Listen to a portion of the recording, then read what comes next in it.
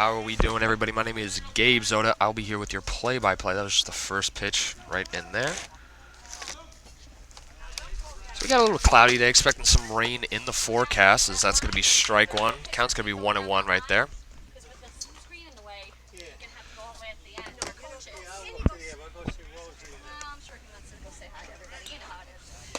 That pitch is going to be outside for ball number 2. Count's going to be 2-1 now.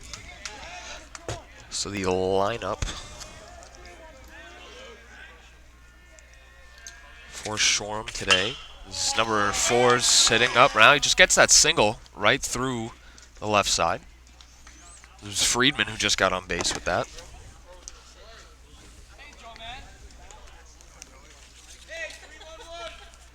Next batter up today is going to be Dwyer, number 23, the shortstop today for Shoreham, Wading River.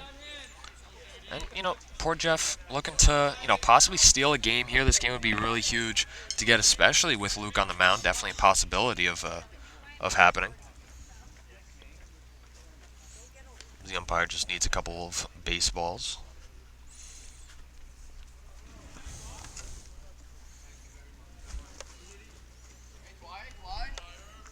Like I said, batter Dwyer up for the Royals.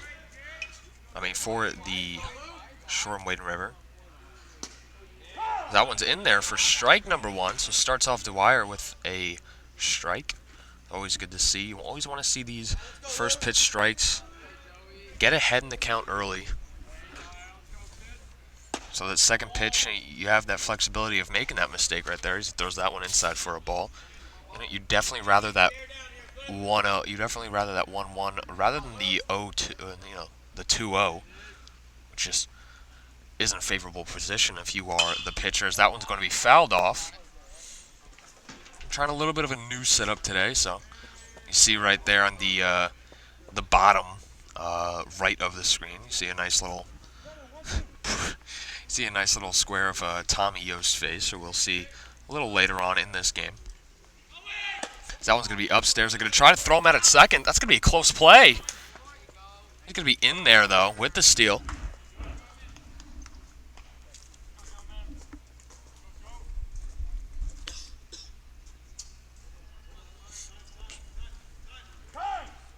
So Friedman, now on second base scoring position, a 2-2 count now.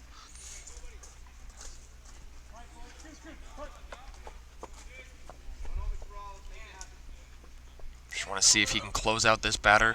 Last game against Bayport, as that one's going to be in there for strike number 3.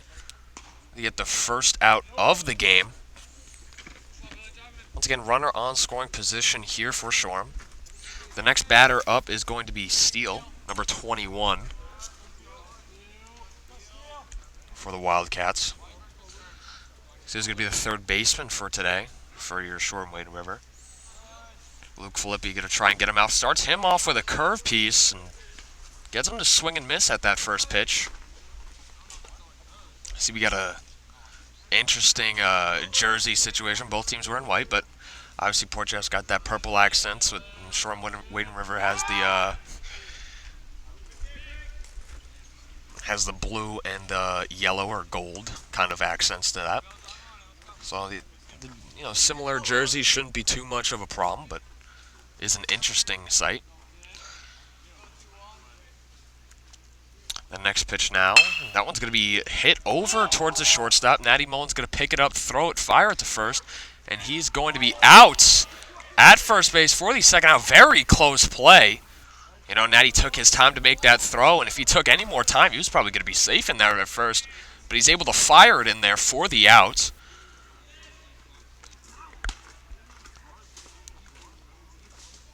And see that text message right there. It's just something we're going to have to deal with. We're using the Filippi's phone.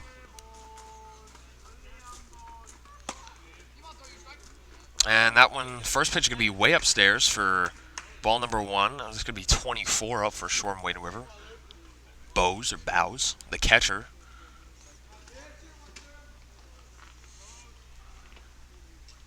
So, the second pitch to Bose, going to be downstairs for ball number 2, now 2-0. And like I said, this is what you run the risk when you don't throw that first pitch strike. Second pitch can, you throw a strike and now you're in a hole. In this 2-0 situation, Obviously not a place you want to be if you're Luke, but you're confident on the Port Jefferson side that Luke Filippi's going to bounce back here, throw a fastball, and get the first strike, as he does just exactly that. He gets the first strike with that foul ball from Bose. So looking at the rest of the lineup here for Shoreham Wading River, you're going to have Marquez, you're going to have Niski, you're going to have Halloran. We have Kockmeister. We're going to have Engman, and then we have Grodzki.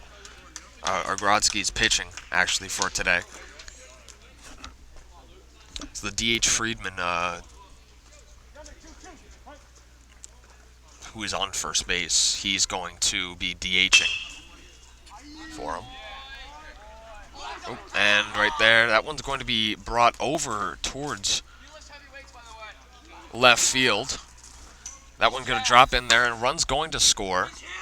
So with that, it's going to make the score now 1-0, and I'll fix the camera here once the inning ends. It just seems like the screen went to black. So the score is going to be 1-0 in favor of Shoreham Wading River. Now up for, like I said, it's going to be Marquez, number 26, the right fielder today. Going to see what he's able to do in his first at-bat. And there we go. Should be back. It's probably going to happen a couple times today, but that's what we have to do with the setup that we have. The first pitch to him, it's actually now going to be, that's the third pitch to him. It's going to be upstairs, so the count's going to be 2-1. And I'll work on getting a fix so that doesn't happen in the future. We'll see that fix here shortly. But, we'll take the mostly visualization of the game rather than the black screens that we've had the past couple of games. Gruni's going to try and throw him out at second once again. That one's going to not be in time, so runner now on second base. Bose, after getting that single, is going to work himself onto second base with that steal. Marquez now has a situation here where he could bring in a runner with that guy in scoring position with the single here, as Luke's going to get him to swing and miss through that one for his second strikeout. So that'll do it for the top of the first. Shoreham Wading River does put up a run, but at the hands of Friedman, who scored, and Bose was able to bring him in. But on the Port Jefferson side, we're going to move to. We're going to see the lineup that goes like this. Luke Filippi, your starting pitcher, will start leadoff. Then we're going to have Rago, the number 2 hitter. Then we're going to have Tommy Yost. We're going to have Owens, who's DHing for Cipriano out there in right field. And we're going to have James Grunfelder, our catcher. We're going to have Nettie Mullen, our shortstop. Abby Rolfe, our left fielder. Evangelista, our first baseman. And Aronica in the 9-hole playing the second base for the Royals. So when we come back, we'll see what they're able to do. Like I said, the pitcher for Shoreham Wading River that we'll be able to see today is Grodzki, number 34, and we'll see how he starts off his game when we come back.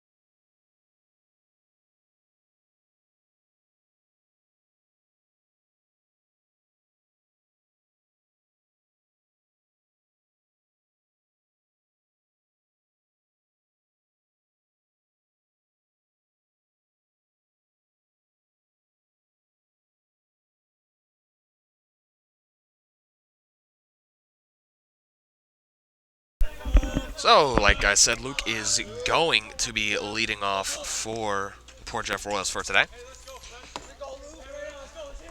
Always the case for the Royals. Try to get Luke on first, as you see the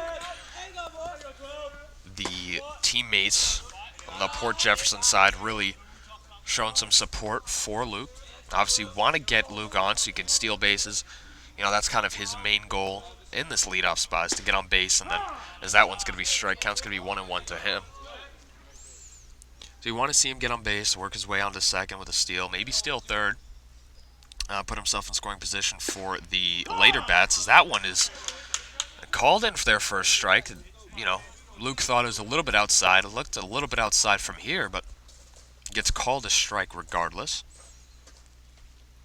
And this next pitch, this 1-2 pitch, that one's going to be high upstairs for ball number 2. The count's going to be 2-2 now to Luke Filippi, and it is crucial for Luke Filippi to start off the game on base, and start whenever he's in there to get on base. That's going to be a swinging drop third strike. Catcher's going to fire it into first for the out. So Luke, victim of a strikeout on that one. The second batter is going to be Rago, number 2. So obviously with Luke Filippi getting out that first, you really don't want to see that on the side of Port Jeff, but it is something that is going to happen. So we'll see what Rago can do. As he's going to dribble that one over to the shortstop. Shortstop's going to field it, fired it over to first base, and get the out for the second out. Now Port Jeff is in danger of going out in 1-2-3 order. We'll see what happens.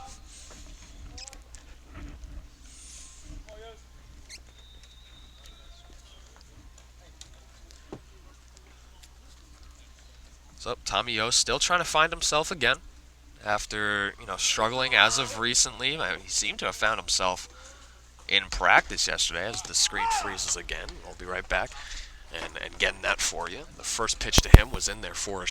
We've seen good stuff from Tommy Yost, and we've seen some bad stuff from Tommy Yost. So as that one's could be a ball, so the count's gonna be 1-1 now. So we've seen some good, we've seen some bad. We really want to see him return to that form that we saw him before. Yesterday at practice, he hit 2 bombs. Obviously, it was just BP, but anything for these offensive batters for the Royals is going to be on the positive side. And you hope they use that to their advantage to get themselves in the position that they want to be. There's a couple of batters on this lineup as this 1-2 pitch is going to come in. Tommy's going to foul that one off. There are a couple batters that we're just waiting to get unleashed. Obviously, Natty Mullen's one of them. Grooney's another one. Tommy Yost, we thought in the beginning of the season he was fine, but now we're waiting for him to reignite. It's a shame. And obviously he's going to fall to the curveball to end the inning. So Port Jeff doesn't get any runners on. They fall 1-2-3. And for the side of Shoreham-Wade River, we're going to have the 5, 6, 7 batters coming up. So we'll see what they're able to do, and we'll see if Luke Filippi can repeat his dominance when we come back.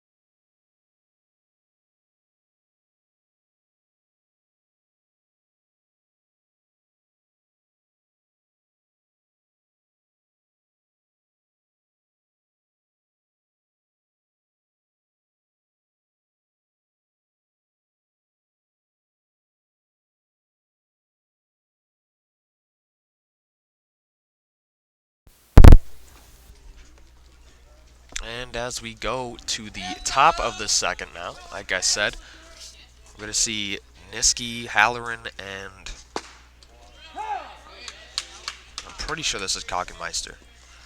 The name, number 25, the first baseman. Piece of paper isn't, the most legible thing, and that one's going to be 2 quick strikes from Luke Filippi, so starting this inning dominant, after obviously letting up that 1 run in the first, looking for him to bounce back.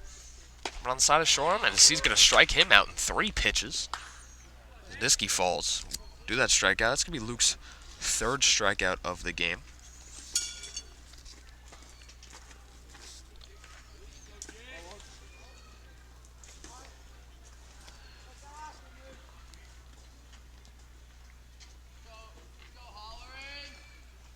That one's going to be in there for the strike. Hits him with the off speed.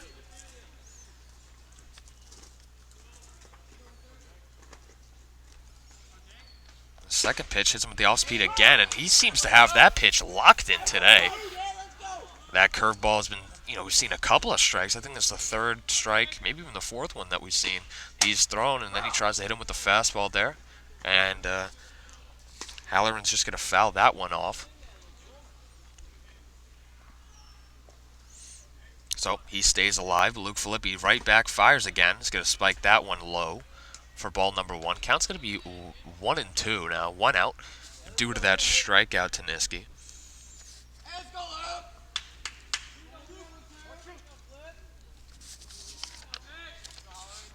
Next pitch inside. Almost got the call. Portchev was hoping for the call, but was inside, so the call's not going to be there. This next pitch is going to spike that one now. Now, Luke Filippi is threatening to lose Halloran here. Obviously, would not want that to happen. You want to see Halloran get out here if you're on the side of the Portchev Royals. Is he going to try that curveball again? Gets him to ground out to Natty. Natty's going to fire it over to first, and he's going to be out at first base. And a lot of close plays, but Natty's been able to make 2.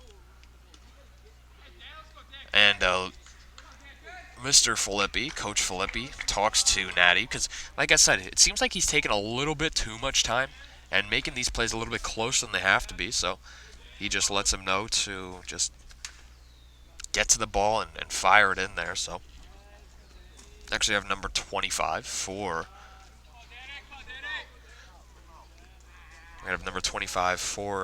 the Wildcats. He's going to be first baseman for the team.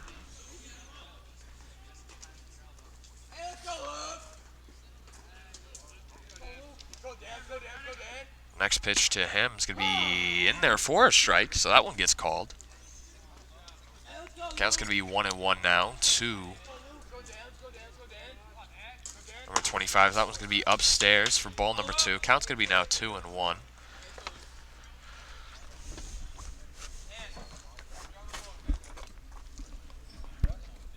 That one's going to be grounded up. Rago's going to try and make the play. He's going to fire it over. He's going to get over the head of the first baseman and hit the fence, but he's going to stay over that error. So no damage done there, but still.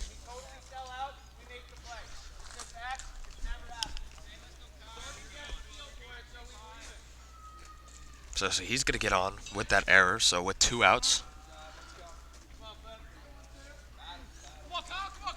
Now a runner on, and you definitely don't want to see this bolster up like we've seen the past 2 games. In the past 2 games, they've been very close. And these are games that, they probably shouldn't be as close, but they are close. Portchev is making these games close. But it's just that one inning happens. Against Mount Sinai, happened against Mount Sinai a couple times, where Tommy he pitched a really good game throughout that game, if we're going to be honest. But in the 4th inning, he let up a couple runs.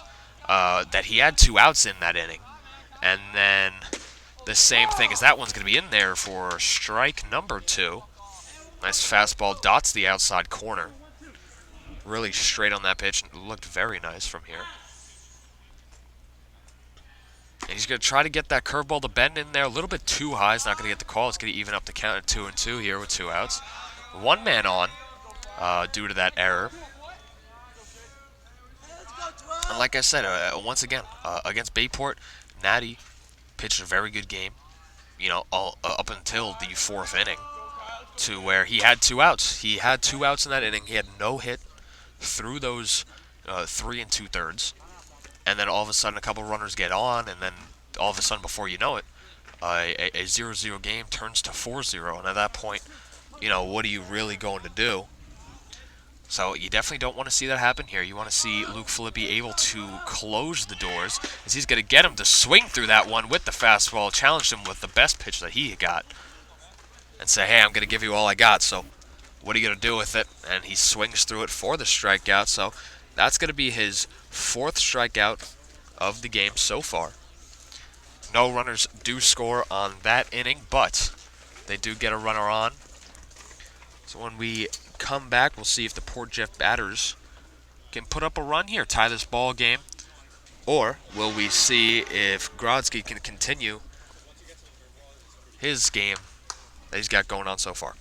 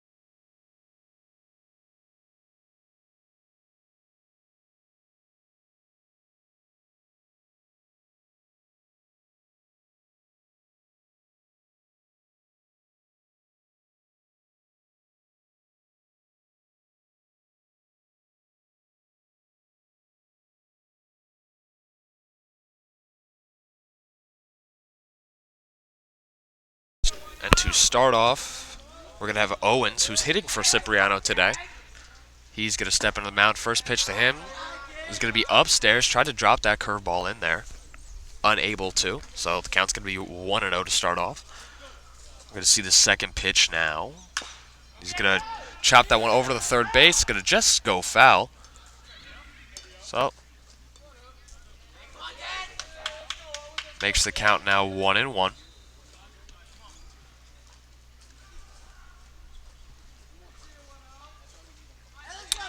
Port Jeff just needs, the offense hasn't been good this year. No matter who you ask, they'll tell you the same thing.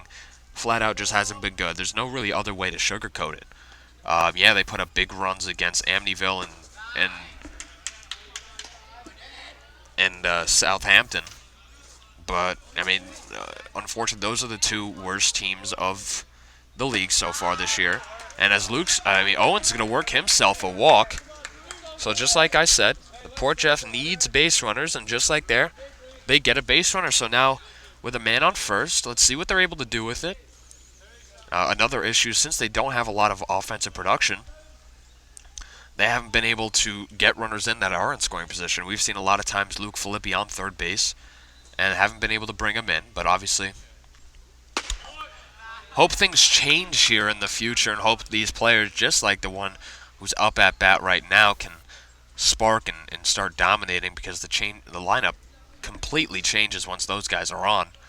As that pitch, I get a call a timeout, and I think it was a balk call on the pitcher. So Brodsky does get that balk. So runner on scoring position for Grooney. We know Grooney what he wants to do here, and a big thing about Grooney is his mental. He thinks he needs the big one, and he doesn't really just take the small little, maybe if it's a small single here, single there, he doesn't really take that, and doesn't really think, that's really that much of a success. But when you're in a slump like he's in right now, I'm going to fix the visual right here for you guys. You guys didn't miss it. So Grooney is going to see his first pitch,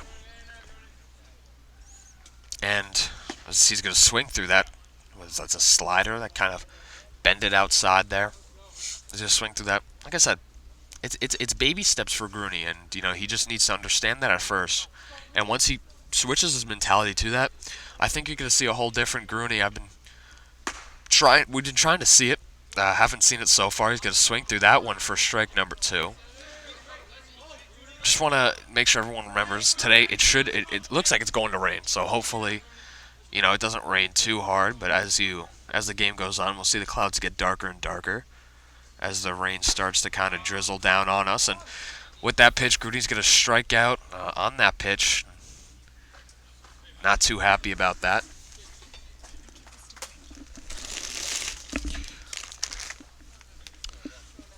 So now with that strikeout,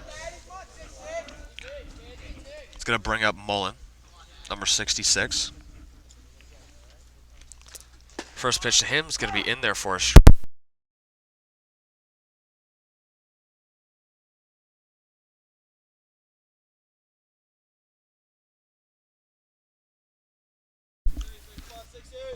So that was the first pitch. It was in there for a strike. Second pitch now into him. That one's going to be outside.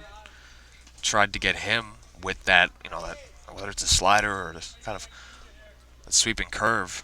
It's been working so far in this game for Grodzki. Next pitch now, it's going to be fouled off into the backstop here. So now the count's going to be 1-2. Running in scoring position, 1 out. So they do have a couple of opportunities to get this run in. And this would be paramount. This would be enormous. This would be, I don't know how many adjectives to say that this would be. This would just be very, very important for the Royals to get this run in. Just so they don't have to be in this hole. Because every game that they seem to be getting themselves into a hole. That one's going to be popped up, foul. Right out of play, so no one's going to be able to catch that one for an out. No, this is ours.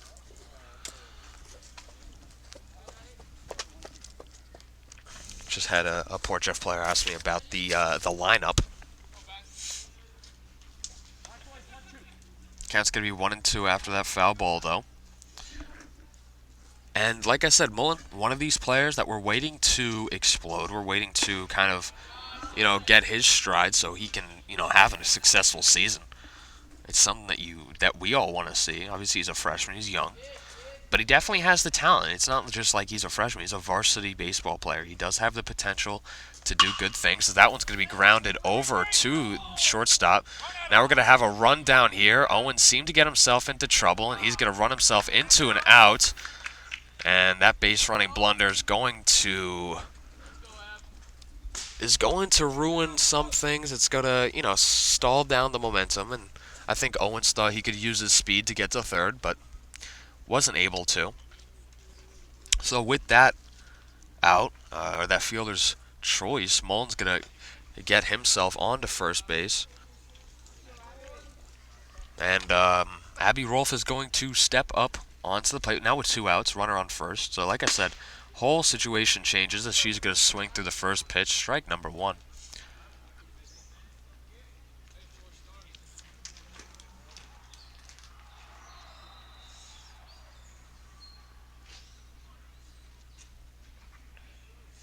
Next pitch is going to be in there for a strike. He tried to throw it back over to Mullen at first, but unsuccessful in that attempt.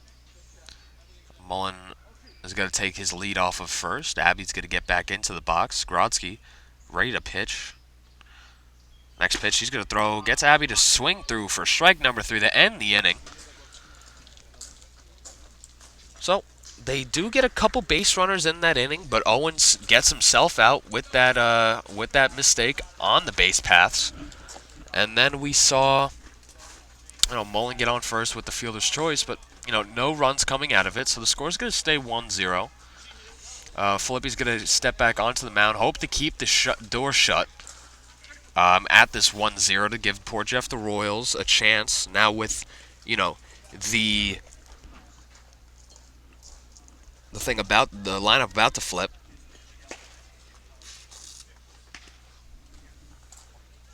So we'll see if, next inning with that chance of flipping the lineup, if they can get some more offensive production. But on the side of the Wildcats for Shore Wind River, we're going to have the top of the order. So the top order is going to step back into the box. It's going to be Friedman, Dwyer, then Steele. And the last time those 3 were up, we saw a single out of Friedman. He was able to score, uh, but Dwyer grounded out to Natty, and then Steele struck out.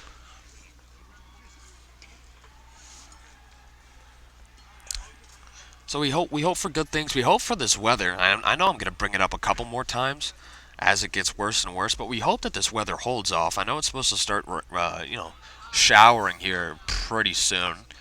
It is now 4:11 on this Friday, May 28th. So it's supposed to start raining, and I know once it's going to start raining, it's not going to stop uh, until Saturday afternoon. So we hope it stays off for a little bit, so we can watch this baseball game. I'm going to fix this visual.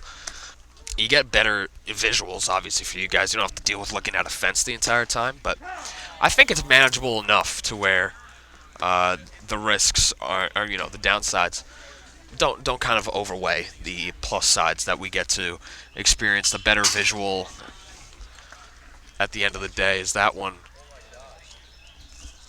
going to be fouled right back into the backstop. So the count's going to be 1-2 to Friedman. Last time he was up, he was able to hit a single. Just like I said, he's going to throw that pitch right back to the backstop, right back to me.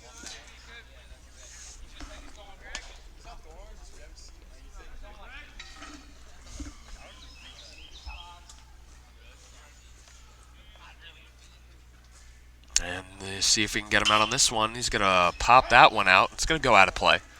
Someone's going to make a play on it. That's going to be a 2-2 count now to Friedman.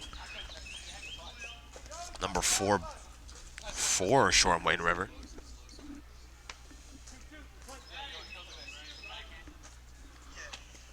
As he's going to foul that one off, but this time Evangelista's going to get to it and get the out. 4-out number 1. This is a big out. Good, nice play from Evangelista to get that play, or to get that caught for the first out of this third inning. So the next batter we're going to see is Dwyer. Last time we saw him, he grounded out to Mullen. That was one of those very close calls that went for us, and he definitely swings on that one. Sort of first pitch strike. Gets ahead of the count here. 23 for Shoreham now at the plate. Next pitch now. That one's going to be fouled off. Get them strike to 2. Get him 2 strike 2. Sorry.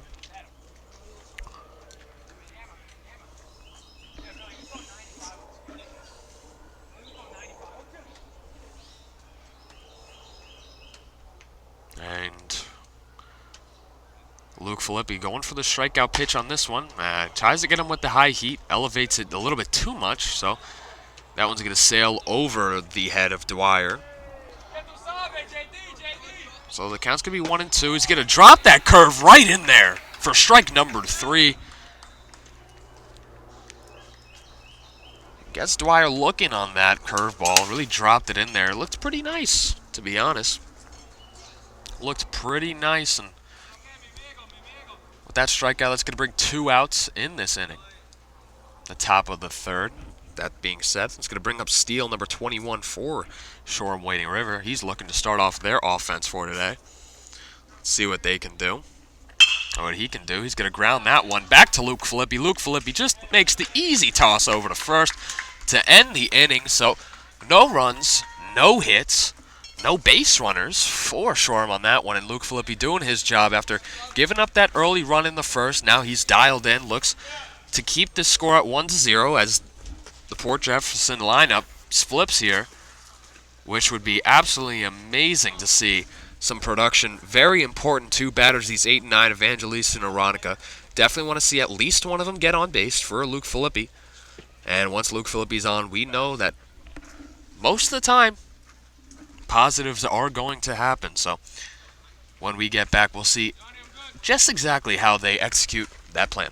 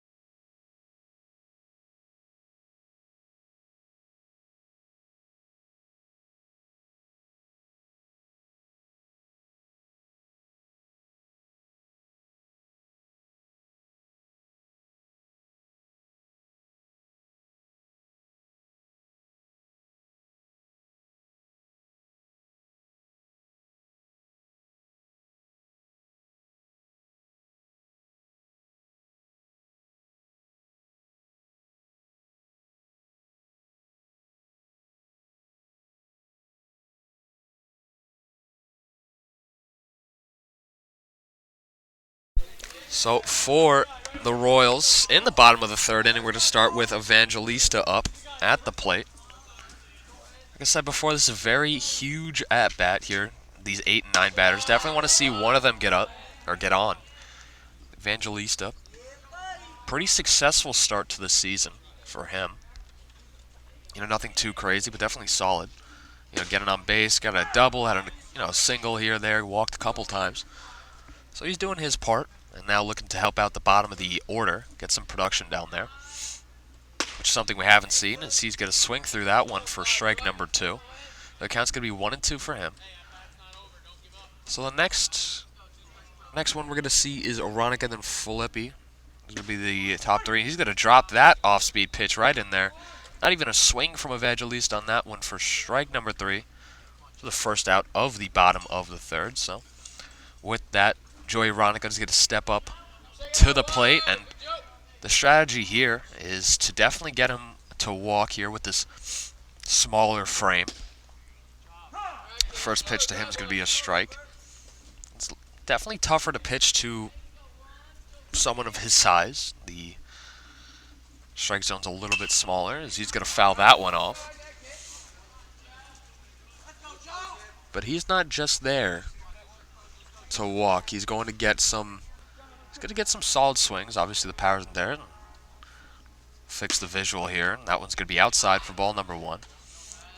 Fix the visual here pretty soon. Give me 1 second. Next pitch. That one's going to be fisted right over the pitcher, but right to the second baseman. Second baseman's going to fire it over to first for the easy out. He's going to bring 2 outs. Luke Filippi is now going to step up to the box.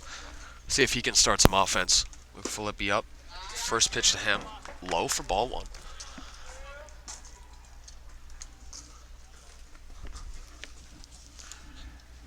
Second pitch now. That one's going to be in there for strike number 1. Not Luke's pitch, so not going to offer a swing. It was up 1-0, so not in too much of a threat, as he's going to foul that one off to the third base side.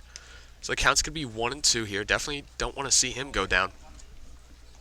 Definitely want to see him at least give the Royals a chance on the offensive end at this at-bat to get some offense rolling. So he's going to see that pitch high and outside. Not going to swing at that one. So we get 2-2 count, 2 outs here to Luke Filippi. A 2-2 pitch.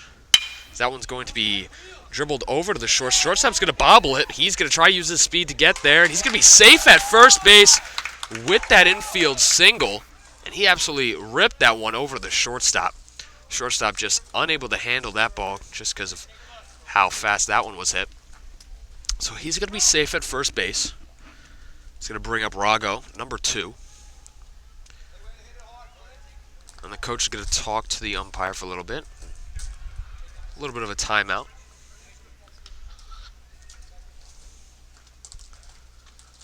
Just wanted to talk some things over, but looks like everyone reset. We're ready to go. With Rago up at the plate. Last time he was up, he grounded out.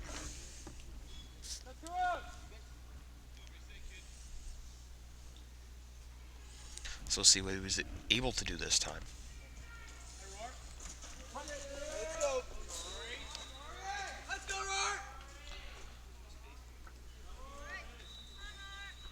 So now the first pitch into him is going to be in there for striking. Grodzki's had pretty good command today. Haven't seen him get into too many 3-ball counts. He's able to throw strikes, and command the zone. As he continues this at bat, he's going to try and pick off, throw over to first. He knows Luke is a running threat. One of the major running threats on this Port Jeff Royals team, and every time he gets on, you almost have to expect him to steal second with his speed. It'd almost be silly not to, and he's going to take off. That one's going to be in there for a strike, and they're going to throw over to second base, unable to catch him stealing. So Luke Filippi, with that successful steal attempt, gets himself in scoring position for the Port Jeff Royals. So now it comes back to situational hitting. One of the more important things that Port Jeff has been working on, getting better at this season, And Tommy's probably been the most successful so far this season in getting the runners in scoring position. We hope that message translates over to Rago as umpire's just going to dust off the plate. Just so you have a better view over the strike zone.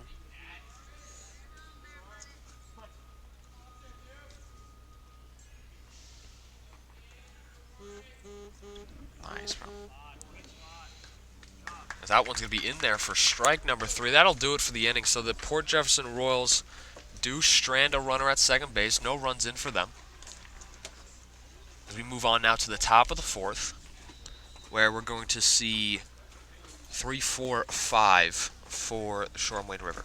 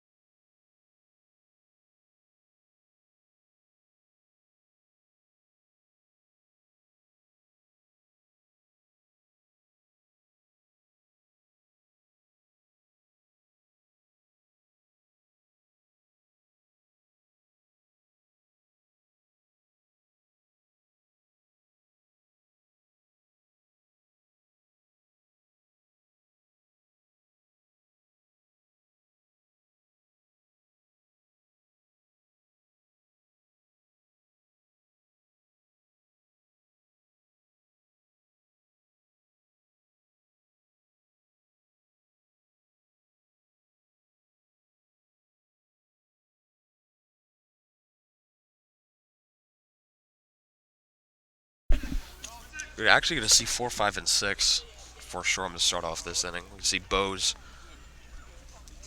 Marchese, and Niski, or Marquez.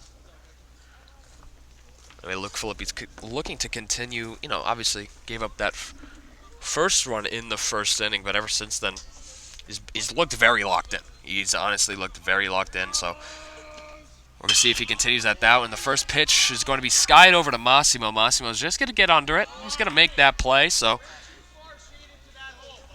it, you know, might have been...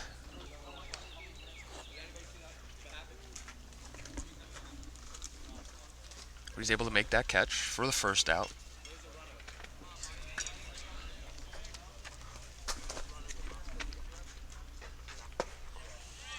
First pitch there into Marchese is going to be in there for a strike, lofted in that off-speed pitch, and he tries to do it again, but that one's going to be called a little outside. The third pitch of the at-bat. It's going to try and hit him with the fastball. That one's going to be low and inside. A couple balls here to this at-bat. The count's going to be 2-1.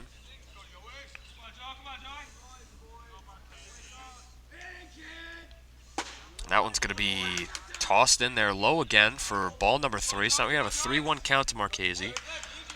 Luke Filippi just going to look to get him pitches to hit, and that one's going to be low in there for ball number 4. So Marchese is going to work himself on first base with a walk. So after that first out, it's going to be his first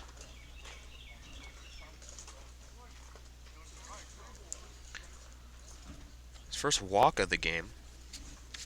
Next batter is going to be Niski. Last time he was up, he fell victim to the strikeout. The first pitch to him in this at-bat is going to be low in there, kind of chopped in there for ball number 1. We're seeing a little bit of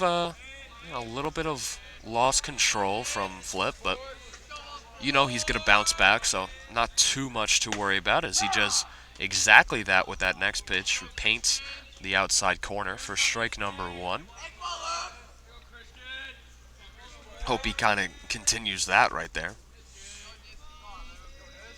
Second pitch, he's going to throw another fastball. That one's fouled off, so gets it to a 2-strike count. Now we can see if he can execute the out.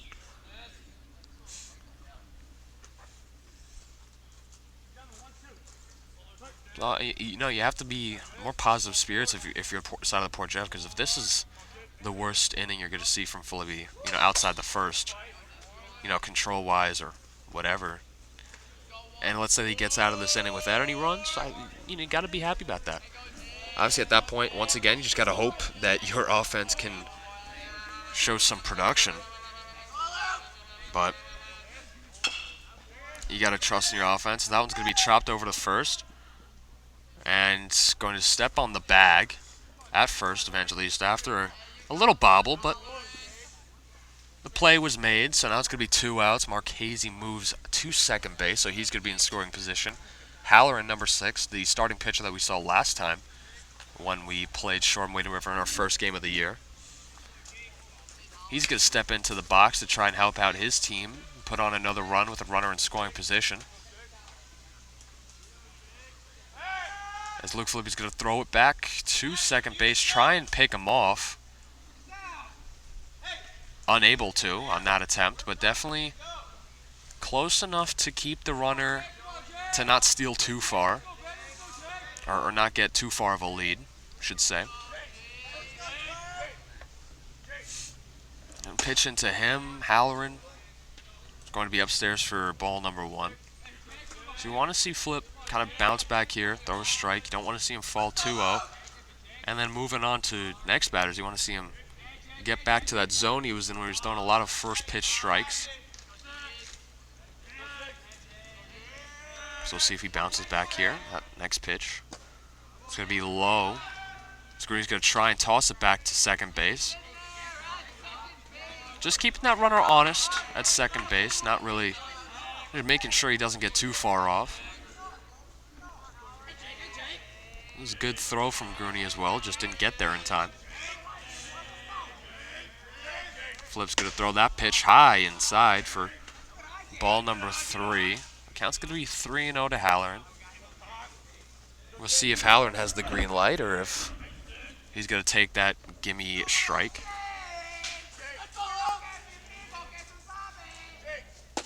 That one seems like he had the red light, did not have the green light there. Let that one go by. So now the count's going to be 3-1 after that Filippi strike. And he fires again. This time that one's going to be pushed over towards the right field side. Just gets out in foul territory. This is an interesting long strike. Make the count now full with 2 outs. So this is big time to execute. Big time to bounce back after getting down 3-0 in the count. He brought it back to 3-2. Now let's see if he's able to finish it off right here.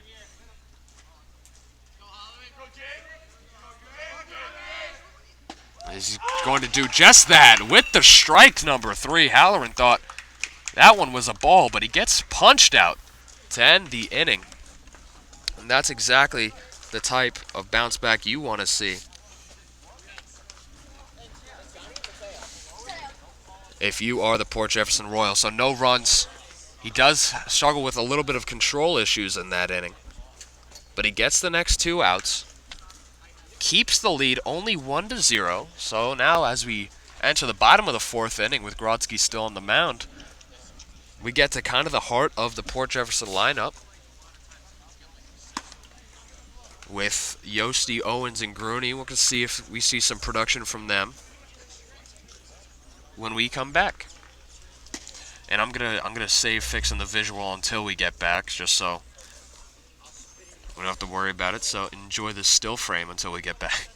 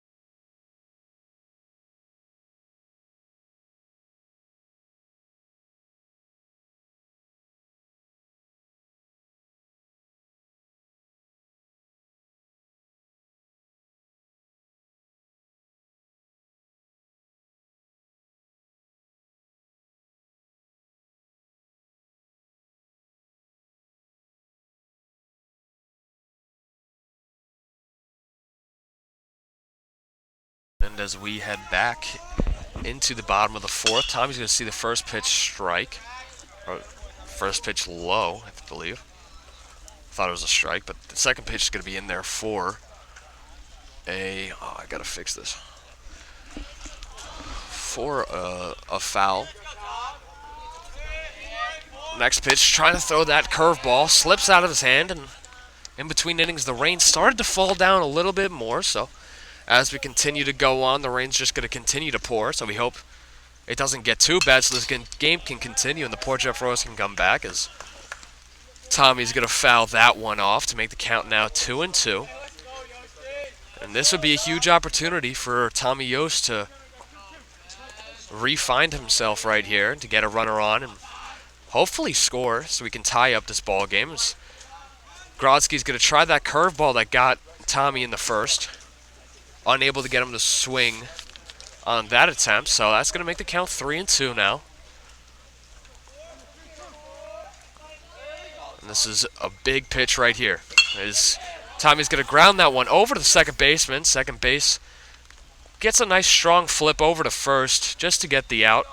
So Tommy falls after a nice at-bat with the ground out.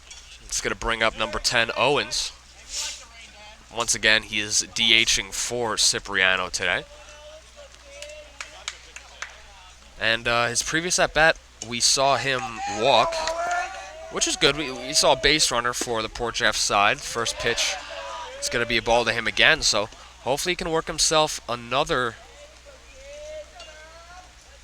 walk here as the rain continues to come down. And thankfully, I am under a canopy that we were able to set up, so we don't have to worry about the rain too much with the technology around. But the rain is definitely starting to fall, so we'll definitely keep an eye out on that, as that one's going to be popped up. Grodzki's going to get under it, and the third baseman's going to call him off just to get the out. So that one's going to bring 2 outs and bring the struggling Grooney up to the plate here in this bottom of the fourth. As Rosen exclaims for his players to get all their stuff inside of the dugout. Well, first pitch over to Grooney. He's going to throw that curveball, which gets in there for a called strike one. Grooney didn't completely agree, but was called in there for a strike. The second pitch now to him. It's going to be high upstairs for ball number 1, so that's going to even up the count here. And once again, you want to see Grooney work this bat, you know. You don't want to see him try too hard, as he's going to ground that one foul over that third base side. You don't want to see him try too hard here. You don't want to see him go for that home run pitch. Obviously, as a Port Jeff fan myself, you would love for Grooney to hit a home run, but you're not going to hit it when you try. You're only going to hit it when you're just trying to make good contact. He's going to get that one right past the third baseman, so Grooney is going to get that single, and hopefully that starts some good news for the Port Jeff Royals side, as he's going to get himself on first base with that single.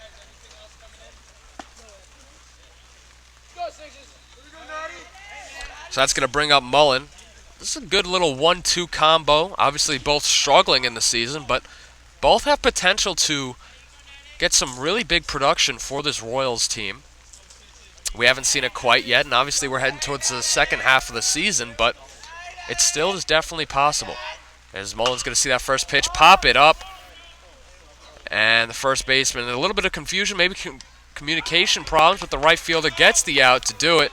That's going to end the bottom of the fourth. Unfortunately, the Royals aren't able to bring in any runs there, but they do get a hit out of Grooney. So hopefully, like I said, that sparks some sort of, confidence for him moving forward. But we're going to head into the top of the fifth. Rain still falling. And Luke Filippi's going to head back onto the mound to continue his solid day.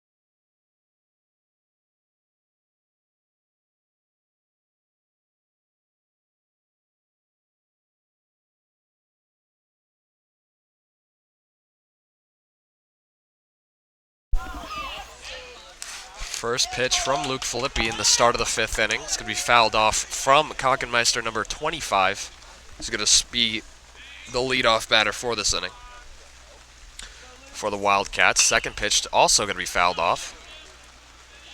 So Filippi's going to start off with an 0-2 count.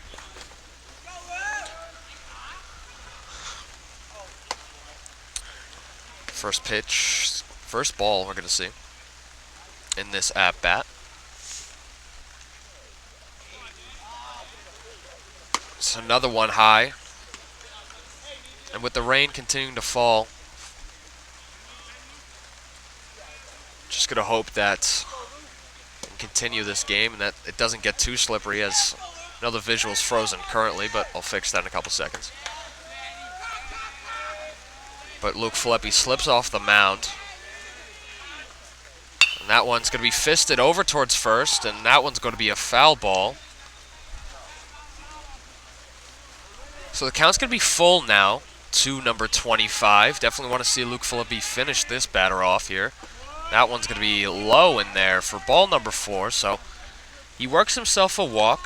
It's Filippi's second walk of the game. And now with the 9 batter up, definitely very important to get him out, attack him. Do not want to see the top of the lineup get on with 2 runners on. And hopefully, he's going to try and lay down that bunt. It's going to be foul ball, so no danger there. The 9 batter tried to just bunt him over, get a runner in second scoring position for the top of the lineup. Good play. Wasn't completely executed. So now with that first strike, we might see that again. But hopefully it doesn't execute again. We get to a 2-strike count, so as he is going to lay it down. That's going to be popped into the air. Grooney's going to try and make the catch. Unable to. So 2 strikes. You're not going to see him try to lay down a bunt here. And if you do, you're going to have a lot of confidence to get that bunt down, because obviously if that boy goes foul, it's going to be an out. You'd love to see here if Luke Filippi can work a ground ball to maybe get that double play. Just got to hope that the Port Jeff defense can execute at that point. And then work yourself to where you have a position where you have the top of the lineup with 2 outs, a position that we saw the Royals in earlier. So that one's going to be in there for strike number 3, paints the outside corner to get out Engman. And now with 1 out, we're going to have number 4 Friedman back up. Last time we saw him at the plate, he popped out.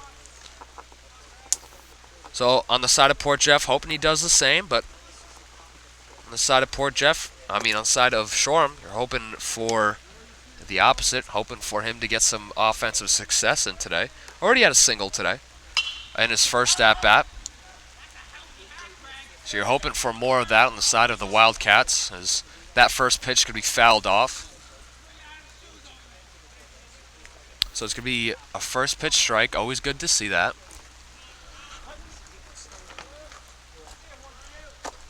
To get ahead in the count.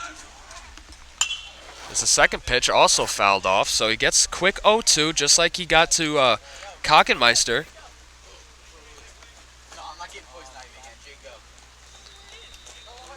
So now hoping for another strikeout from Friedman here.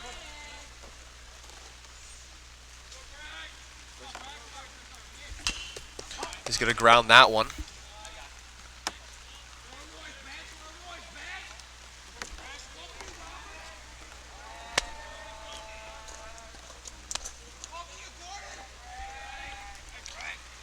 So 0-2 count on Friedman now. Execution is needed to get this batter out. Definitely do not want this batter to get on for the number 2 batter. That one's going to be low. Obviously the ball being a little bit slippery with the continuous rain here. I'm going to see a lot of ball switches because as that ball gets into the dirt, gets a little bit too slippery to grip. So we're dealing with the elements here.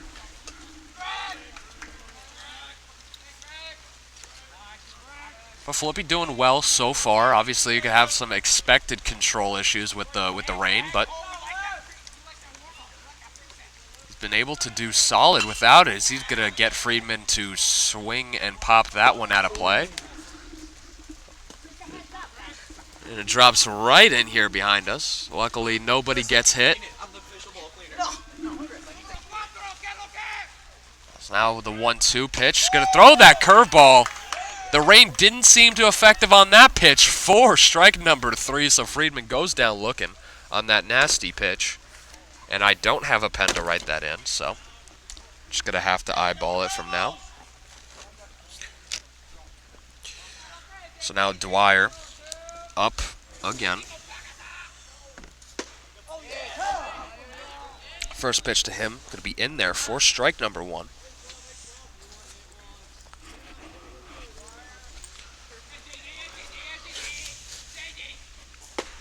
Second pitch, not going to get the call on that one. Just going to even up the count 1-1.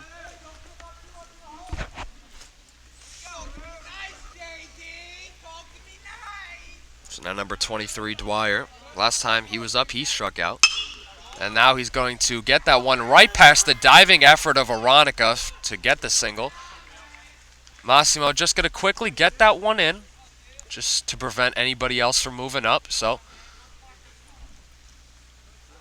we're going to have number 25 on second base in scoring position, and Dwyer works himself a nice 2-out double.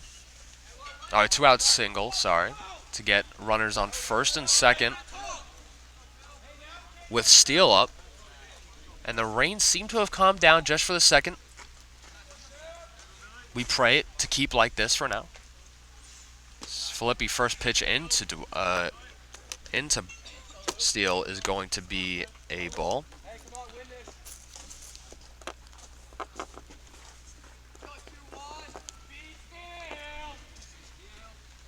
The 1-0 pitch, he's going to blister that one to center field. He's going to try and make the play, and he catches it for the 3rd out of the inning. What a play from your center fielder, Tommy Yost, to end the inning. That is a run-saving play to not allow any more runs to come in. Keeps the score at 1-0 and gives the Royals a nice opportunity to tie up this ball game in the bottom of the 5th.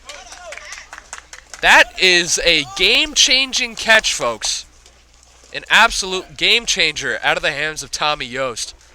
And now we'll see if Porchev can use that momentum to help him on the offensive end when we come back to see if they can tie up this ball game.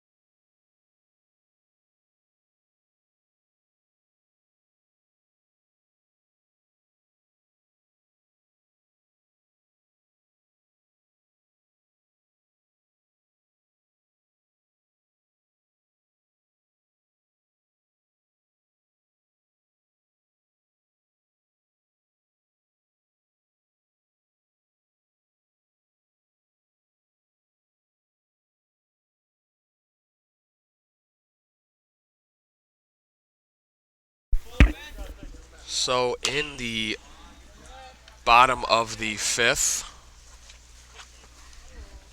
thank you.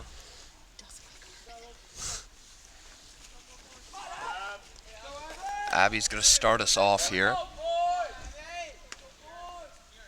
Big spot for her. She's going to dribble that one over to the pitcher. Pitcher's going to do the all himself to get the first out. Is that one first pitch for ball or strike? Second pitch, ball number 2. Be huge for Evangelista to get on once again with these 8 and 9 batters. as he's going to dribble that one just foul over to that first base side. Make the count 2-1.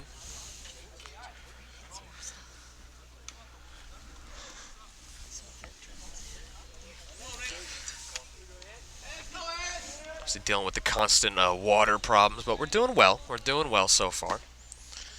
No problems.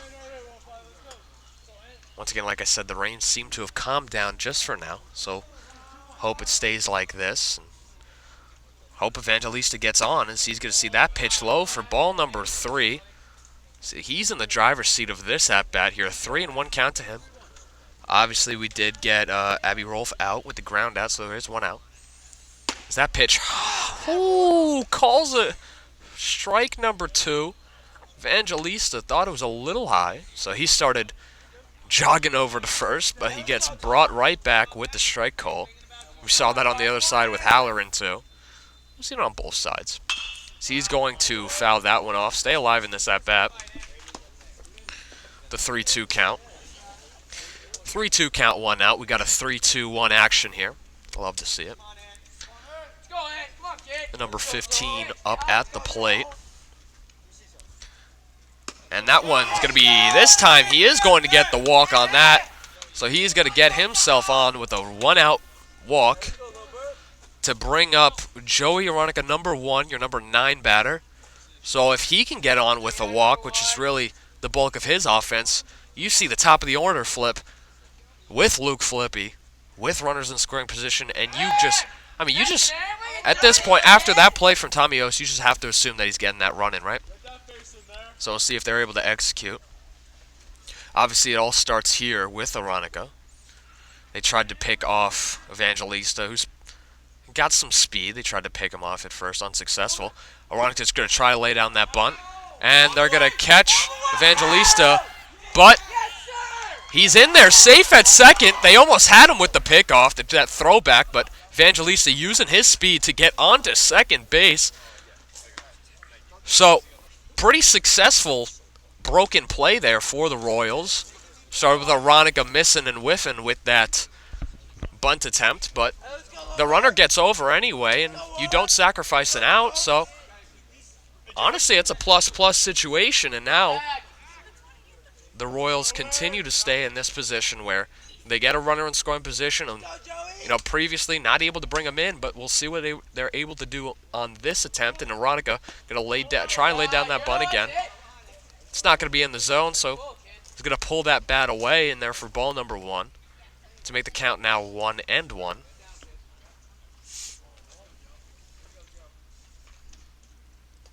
And now the next pitch, Grodzki's just going to step off the mound.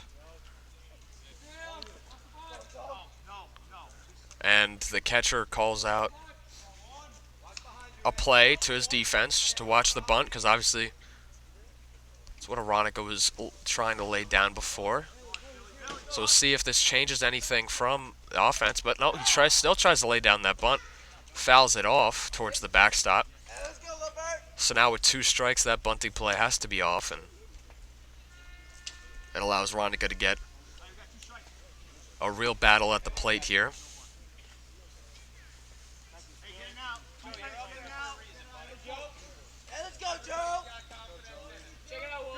And we'll see what Grodzki's able to execute on this 1-2 pitch. He's going to still lay down the bunt. He's going to foul, so that's going to get him out. Risky play from the Royals, but had good intentions. With that foul, he does get out. So with runner in scoring position, this is where you want to be if you are the Port Jeff Royals offense.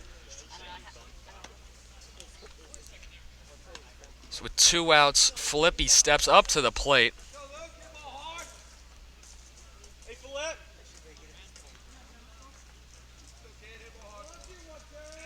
Like I said, big spot for the Royals, big spot for Filippi. Chance to tie up this ball game with 1 swing of the bat. And who would you rather have other than Luke Filippi? And he's going to take that first pitch away for ball number 1.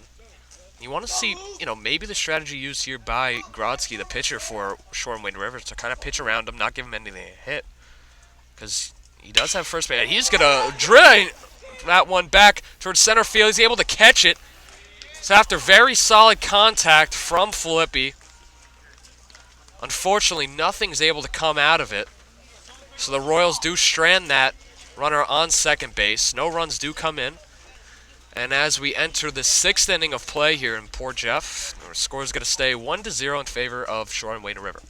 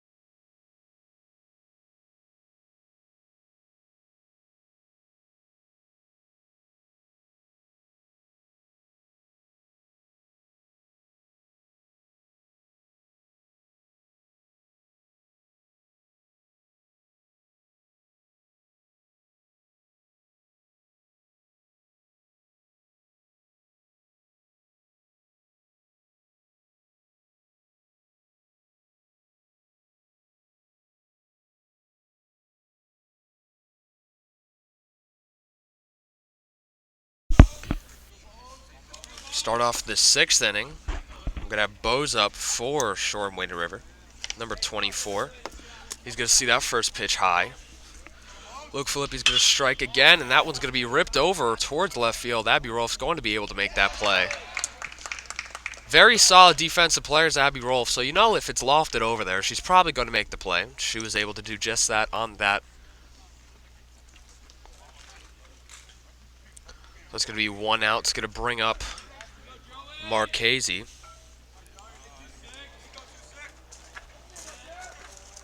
And first pitch to him is going to be in there for the strike zone. Clips that inside corner. See some hype from the Port Jeff defense. The second pitch, tried to get him with that off-speed pitch. Didn't swing on it, so it's going to be ball, but it's a nice pitch from Luke Filippi. Definitely tried to get him to swing through. As that one's going to be a little bit too inside this time. Luke tried to attack that inside corner, but inside for ball number 2. And that one's going to be ripped right out of here. I mean, it's really just not a doubter on that one. There's not much else to say other than that one was gone. So that's a home run out of Marchese. Bring the lead now from 1-0 to 2-0 in favor of Shore and Wadena River. And that one was absolutely blasted over that 39 sign out in deep left center. It's a little bit of a heartbreak if you are a fan of Port Jeff Royals on that one, especially after what happened last half inning with that smash from Luke Filippi. But we move on. We continue with the game now 2-0. It's just a little bit harder of a task now for Port Jeff to come back into this game. But like I've said a couple times, that one's going to be fouled back here. Like I've said a couple times, a lot of these games against these, better teams have been very close. And then, you get an inning or two where things kind of get out of hand, but most of the games are very close, and this is just another example of that. Obviously, that Mount Sinai game was close at 4-1. It was 1-0 for a decent majority of it. As that one's going to be a made play from Roy Raga over there at third base to get the second out of the inning. But this is, like I said, this is another example of a good team coming up against a not as good Port Jeff Royals, and Port Jeff doing a very good chance, obviously with their best pitcher on the mound. But, you know, it's pretty promising to see, as that one's going to be way upstairs for ball number 1 to Halloran. Next pitch, so to be fouled right back here to the backstop for strike number 1. So now the count's going to be 1-1 to Halloran. 2 outs here in the top of the 6th. Nobody on. So that one's going to clip that inside corner once again. Halloran really in disbelief after that call. Shakes his head a couple of times. But it has been getting called all game, so you got to respect that out of the umpire. That one's going to be spiked into the dirt. Gurney making a nice defensive play. Doesn't get talked about too much, but Gurney very solid defensively, even though he's been struggling offensively.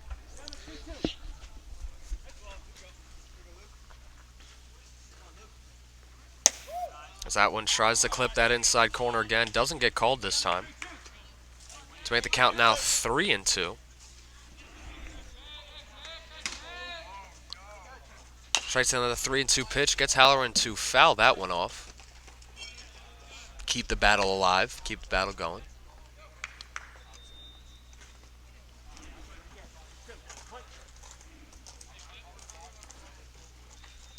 Once again, that one's chucked way outside. Got away from him on that one. So Halloran's going to work himself on with a walk. Knocked our camera out for a little bit, but we're all good to go. So Halloran's going to get on first base with 2 outs here with that walk. And once again, the wet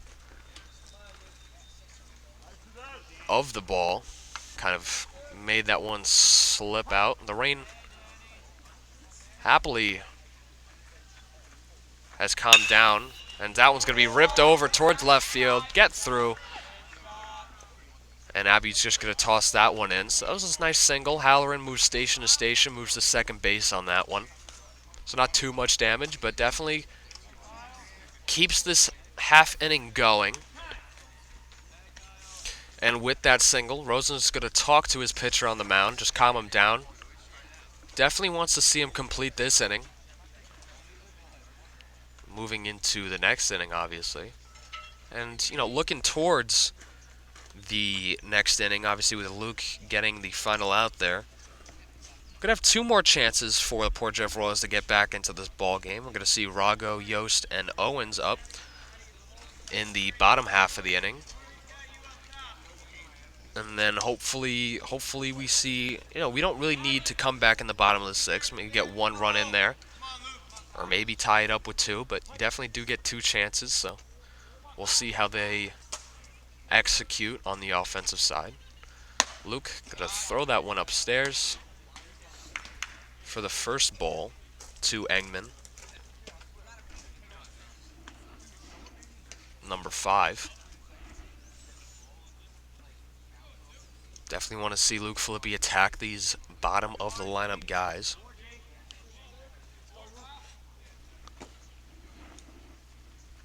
It's another ball. So 2-0 count to Engman.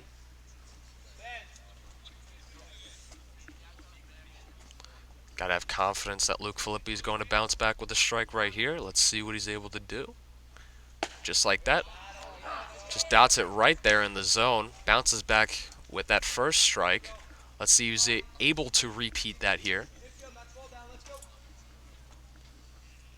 Definitely cannot lose this batter. Don't want to run the risk of more runs coming in. He's going to get that one in there for strike number 2. Nice spot out of Luke Filippi. And now, chance to fully come back after being up 2-0 in this count. To fully flip the script and strike him out. We'll see. He's able to do. Throws the fastball. Once again, fouls it off his Engman. So he stays alive in this at-bat. We'll see if he's working to bounce back or if he's just delaying the inevitable strikeout. On the side of Port Jeff, definitely hoping for the latter. Next pitch inside, but he gets him to swing through on that one. They're going to check. Oh, and he doesn't get the call. Definitely on the Port Jeff side, thought that he swung through that one, but umpires disagree. That one's going to end up being a ball for... I'm going to make the 3-2 now. That would have been huge for Port Jeff, but just going to have to redo it again, and that's going to be a walk with that missed call from the umps. And I'll say, I believe he missed that call. Even from here, I'm behind the dugout. I did see him swing, and I hope you guys were able to see that. Probably not, because the camera froze a while ago and nobody told me. But obviously some unfortunate stuff for Luke Filippi in this game. And the rain's going to start to fall gently again. Nothing too strong. But now with the bases loaded, that's going to bring up Friedman at the top of the order.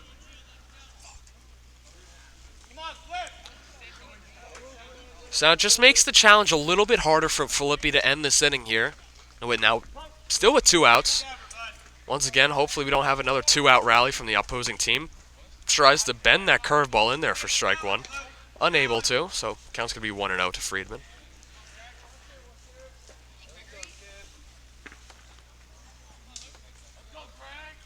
Next pitch now. It's going to be downstairs for ball number 2. And we haven't really seen Luke Filippi get into that kind of zone that we classically get to see from him, where he just is consistently throwing pitches, working his quick pace that he loves to do. Because he loves to work very fast, but obviously when you throw balls, it's just unable to kind of get into that zone. So now he has Friedman in a 3-0 count, and he is running the risk of walking in a run here, which obviously would not be the preferable option for Luke Filippi and the Port Jefferson Royals. So Friedman's going to call timeout. We'll see if he has the green light.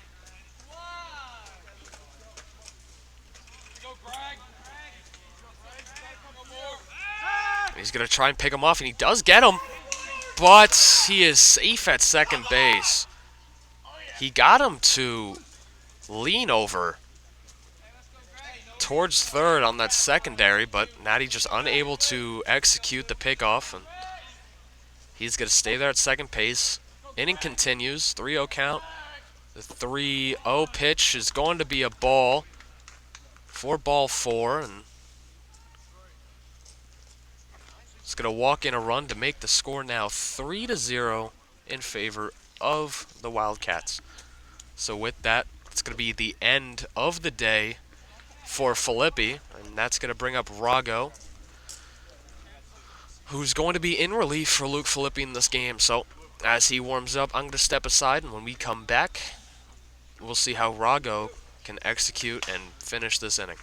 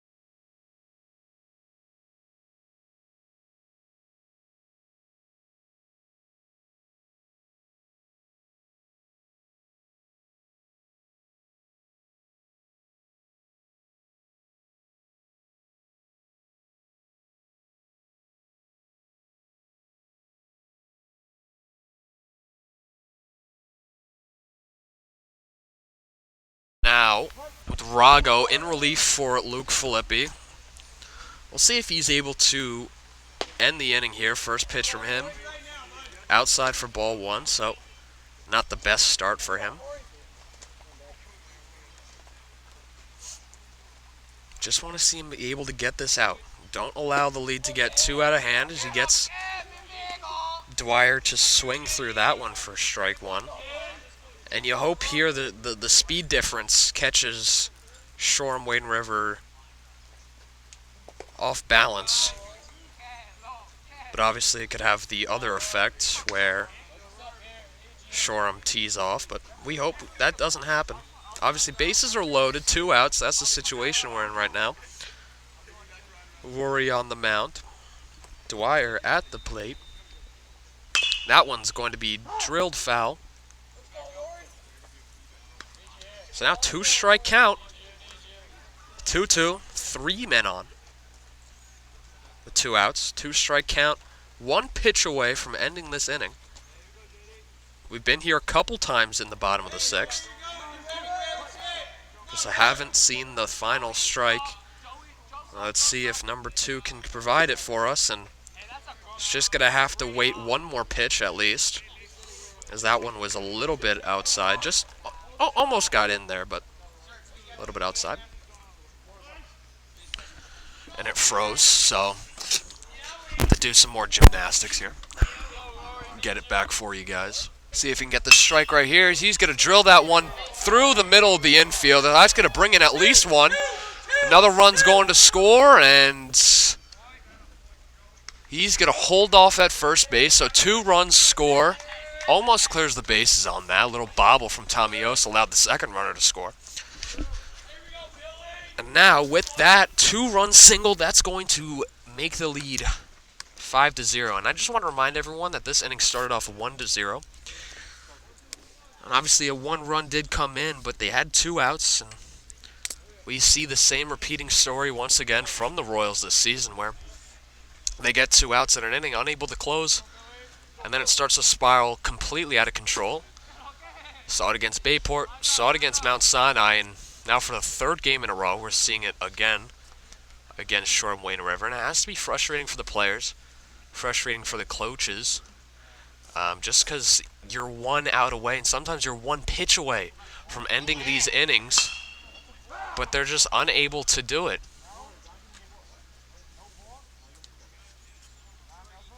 Shoreham Wading River wanted a balk call on that, but didn't get it, and he fouled off that pitch. Steele did. So, count's going to be 1-1, 2 outs. Men on first and third is the situation now. Still the bottom of the 6th. Roy's going to check back the runner at first.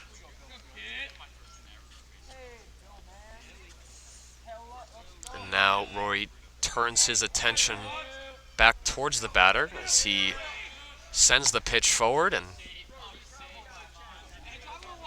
Dwyer's going to easily walk himself over to second base with that stolen base. And now he's going to have 2 runners in scoring position for Steele. Steele hasn't had the most success today at the plate, but you hope that he continues that unsuccess. But obviously on the side of Shoreham, you hope he turns it around, as that one's going to be outside for ball number 2.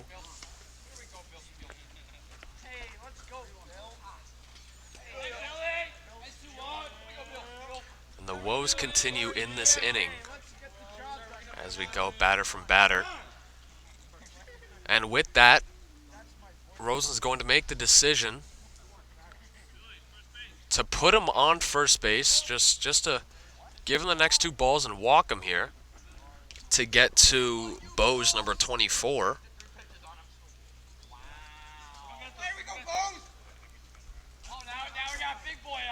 It's an interesting. It's not top. Oh, yeah, top. We're at the top of the 6th, sorry. So Bose, after Steele gets intentionally walked, Bose steps up onto the plate in the top of the 6th. So I think I said the bottom of the 6th a couple times. I almost expected it to be the bottom of the sixth with how long this inning was going on, so made that mistake, and now we are in the top. And Bose is going to step in, number 24. Bases loaded, 2 outs once again. He's going to rip that one right through center field. Tommy's just going to field it in, but with that, 2 more runs are going to come. And just like that, the score changes from what once was 1-0 in the start of this inning, changes to 7-0. So we continue to see that misfortune out of this pesky third out for the Port Jefferson Royals. So now, Marchese, who started the scoring this inning with a home run off of Luke Filippi, which seemed to be about 20 minutes ago, now is back up to the plate, and he's looking for number 2 of the game with that swing, but fouls it off.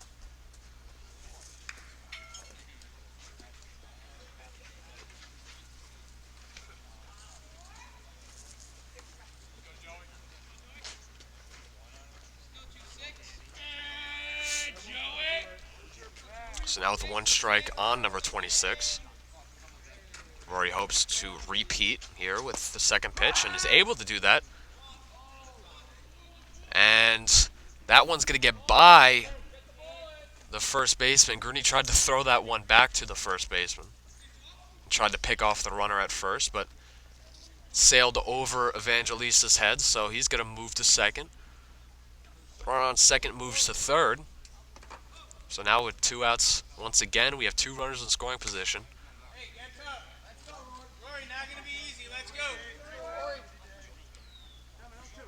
Now the count's going to be 0-2. No 2 pitch. Rory takes a little something off of that one. Tried to get him to swing, but a little bit too high. So you're not going to get a swing on that pitch, but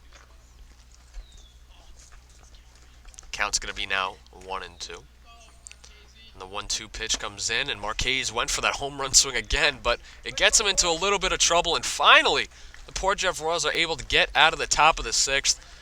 6 runs do score in the hands of a couple blunders, a home run from Marquez, and a bunch of walks, and just inability to get that pesky third out. So now we're going to head to the bottom of the 6th inning, to where Port Jeff gets to start their long, long journey back into this baseball game.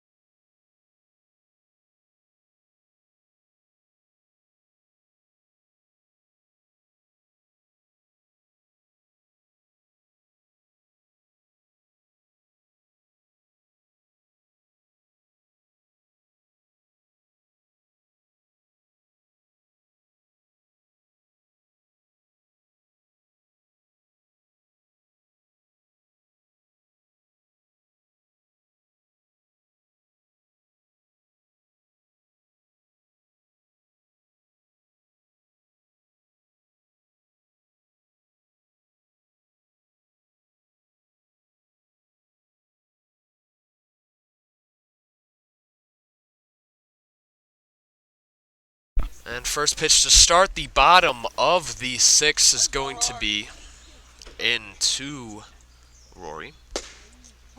That one's going to be strike number 2, I believe. And the third pitch, and he's going to fist that one. That one's going to get past the second baseman, so he's going to get a nice little bloop single to start the inning for the Royals. So there's something to kind of put your hat on. Some offensive success. We've seen a couple singles now from the Royals. they just haven't been able to string them together for any kind of run production. So that's why the score is still no runs for the Royals. That's going to bring up Tommy Yost, though.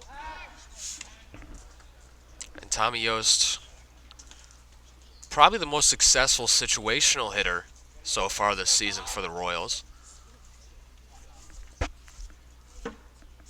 Back up on to the plate, see if he can succeed once again. He's going to take that one high.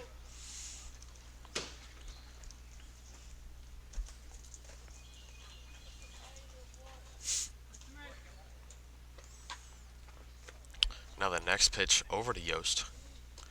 Also going to be high, so that's going to be a 2-0 count to Yosty as he stands there in the box, looks at his signs, and gets right back in, ready for the third pitch of the at-bat. And Grodzki gets ready to fire. That one's going to get called in there for strike number 1. Grodzki's been having a solid game today, obviously giving up a couple singles here and there, but hasn't given up any runs in this game. Combine that with a bunch of strikeouts, and that one's also going to be in there for strike number 2. Painted the lower part of the strike zone with that one. So he gets the call. And now what once was a 2-0 count, Grodzki's able to bounce back, make this one 2-2. And he's going to bring that one. They tried a little hit and run action there, but it seemed to not help him there, as the double play is going to be able to made. And as you saw there, Rory tried to steal second, so that brought the shortstop over towards second base. And unfortunately, that's exactly where Tommy hit it. So the hit and run was unsuccessful in that attempt with that. So now with 2 outs, it's going to bring up number 10, Owens, to the plate. First pitch to him, in there for strike number 1. Hit maybe that outside corner. The second pitch, going to hit the bottom of the strike zone. So Grodzki seemed to be dotting up his spots here in this inning, getting the pitches that he wants, and getting the strike calls that he needs. Going for the third strike, not going to get a call on that one. A little bit too outside.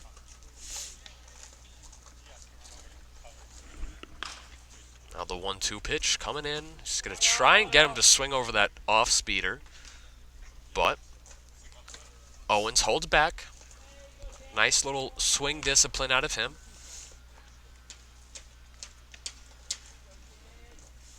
Two-two pitch. That one's going to be lifted over the third baseman right into left field. It's going to drop in there for a single. It's going to be the second single of the inning for the Royals. So once again, something to be a little bit happy about. Obviously, there was a double play in between those 2 singles, so only 1 runner on, and that's going to bring up Grooney, who also got a single in this game. So we're seeing some production and a little bit of bad stuff from Grodzki. He's starting to give up a couple hits. Maybe the velocity's getting down. Portjev has been able to get contact on a couple of these as Grooney's going to pop that one out of play.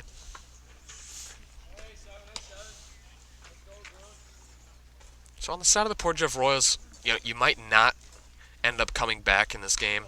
Obviously, 7 runs is a big deficit to come back from, but if you can be able to push across a couple runs here, maybe, end this game maybe 7-2 instead of 7-0, you give yourself a little more morality moving on to the next game, as that one is going to be lifted over and caught by the right fielder to end the inning. So the bottom of the 6th ends with the Royals getting a couple singles. No runs, though. They do strand a runner. And the inning does end on that pop fly out from Grooney. So the score is going to say 7-0. Rory's going to head back to the mound for the 7th inning. See if he can close the door and not allow any more offense from the Shore and Wayne Riverside.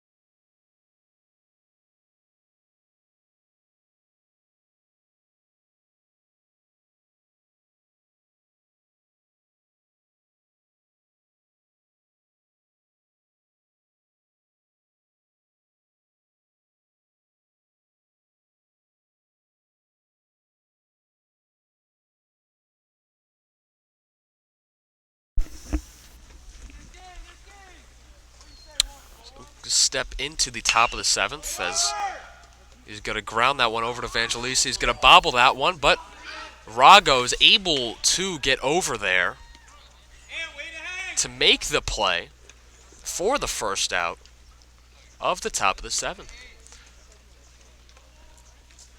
You really couldn't see it too much, but Evangelista almost kind of bobbled and kicked that one away, but he's able to recover, pass it over to Rory, who was able to step on the bag in time for the first out.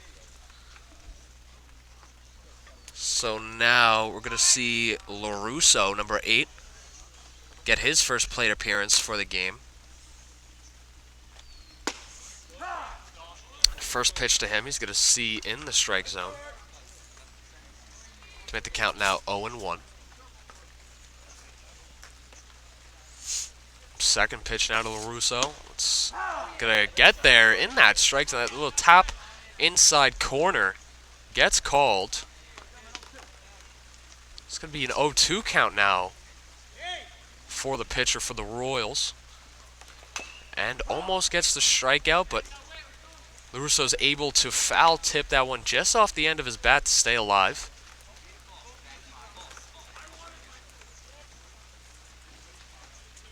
And one of those intermittent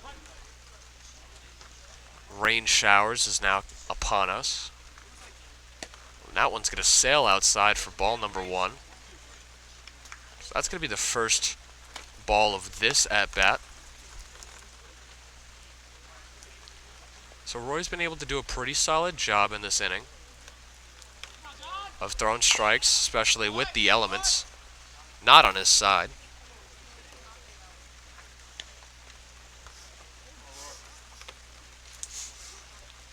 And with that foul ball, it's going to keep the count at 0-2.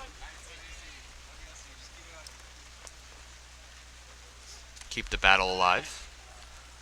Next pitch, another foul ball. So it's that bat taking a couple of pitches here.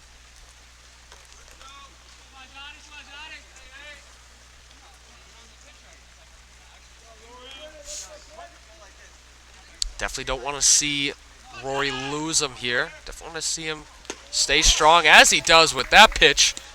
Gets LaRusso to swing through that one for strike number 3 for the second out of the inning. So with that, that's going to bring up number 25, the first baseman for Shoreham.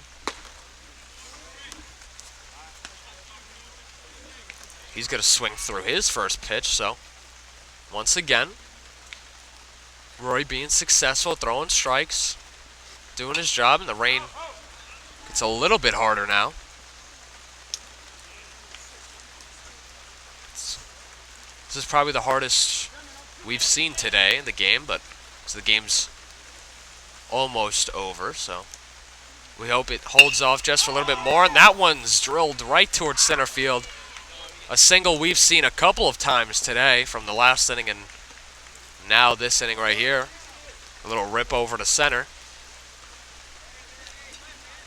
Let me just remind you, this rain is also very cold. It's not just any kind of regular rain. It's very cold, so a lot of these players who unfortunately aren't really wearing a lot of sleeves on their arms are getting wet, especially for the pitcher. Rory here, he's getting wet. The arms are exposed, as it seems it might have affected him on that one, as he throws it behind number 2. This one's LaRose, so we had LaRusso, now we have LaRose for his first at-bat of the game. And first pitch over to him, in there. Not the first pitch, the second pitch over to him is going to be in there for a strike. Make the count now 1-1.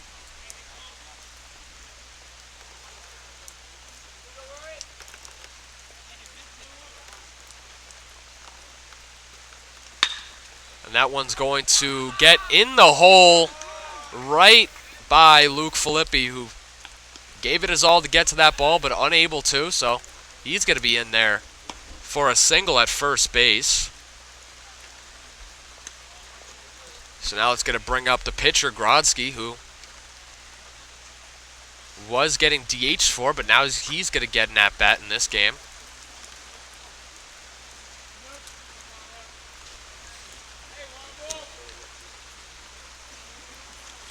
We'll see how long this game lasts, if we even get through the bottom of the inning here.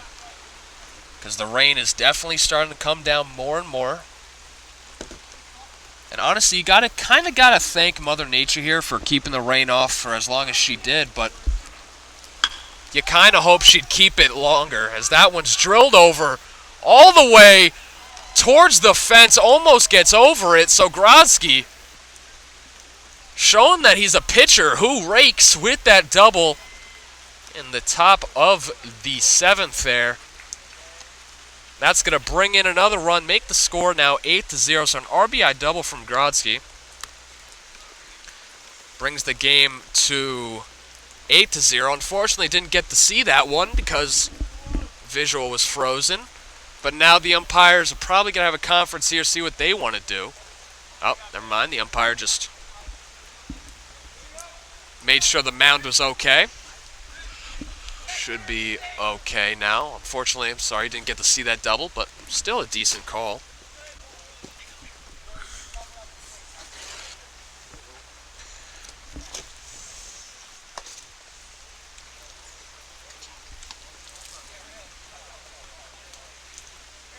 So as we continue to battle through the rain here, you guys don't get to see it on your view, but we have a lot in making sure that the water doesn't get all over the table. Doing a very solid job, as that one is also going to get through for another single. So a runner does score again.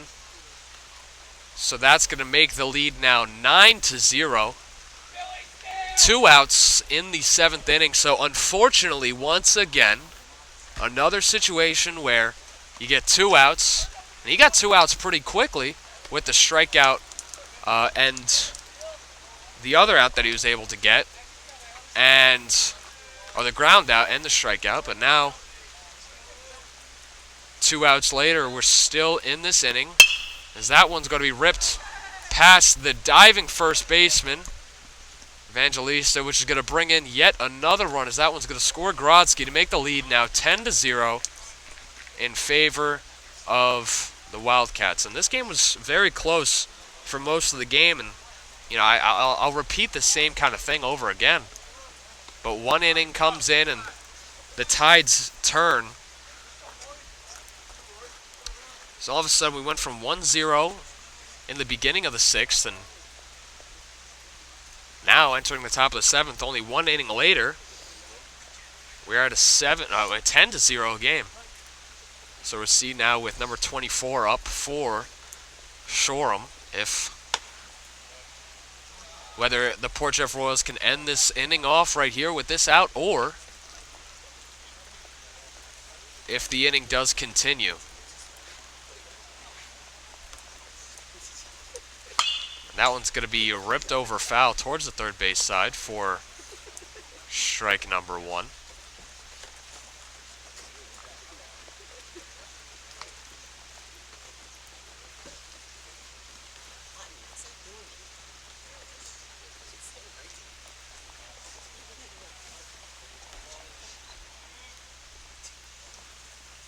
Now 1-1 count to 24. Next pitch coming in. That one's going to get grounded over towards the third baseman, and Natty's just going to step on third base for the out. That's going to end the inning for the top of the 7th. So 3 more runs do score. They come in. So now we're going to head over to the bottom of the 7th, or we'll see what the umpires want to do here to continue this game. But at the end of the day, we're going to have Port Jeff Royals one more shot to make nearly the impossible comeback, but we'll see if they're able to scratch a couple runs across in the bottom half of the inning.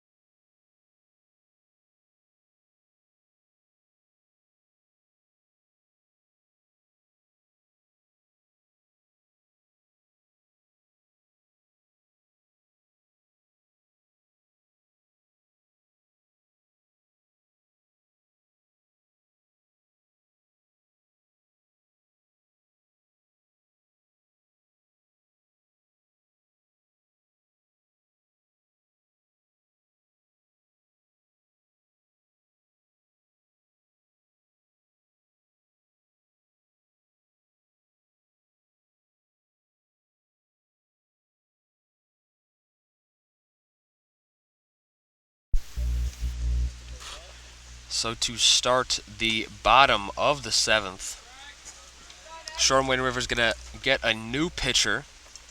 It's going to be their leadoff hitter, number 4, Friedman, who's going to step onto the mound.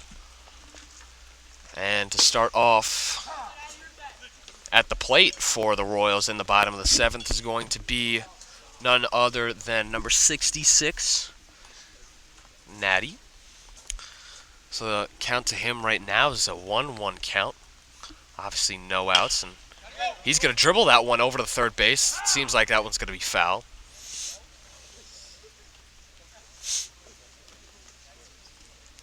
So that's just going to make the count now 1-2.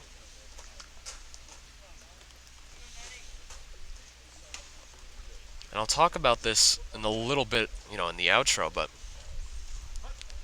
it probably is the score, if you're looking on the outside in on this game. If you're looking from the outside in,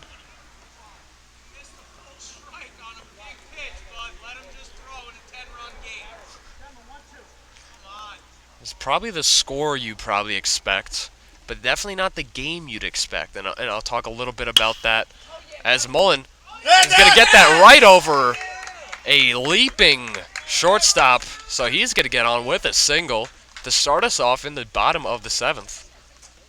It seems like the rain probably has subsided.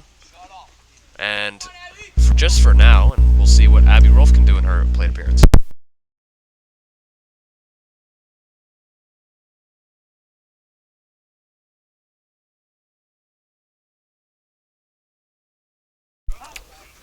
First pitch to Abby. It's going to be fouled off right behind her.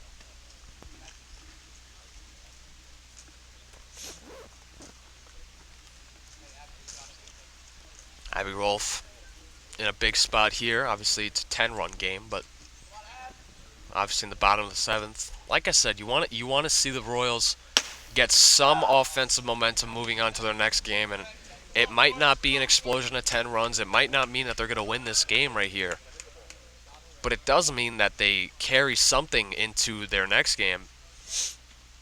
They can say that they leave on some sort of positive note. That one's going to go right behind Abby for a ball. It's probably that thing, and Abby's going to bounce that one right off the plate into foul territory. So she's going to battle here, keep the count at 1-2. Trying to keep her final at bat of this game alive. Next pitch, she's going to swing right through as Friedman gets his first strikeout of the day against Abby, and that's going to bring up number 15, Evangelista.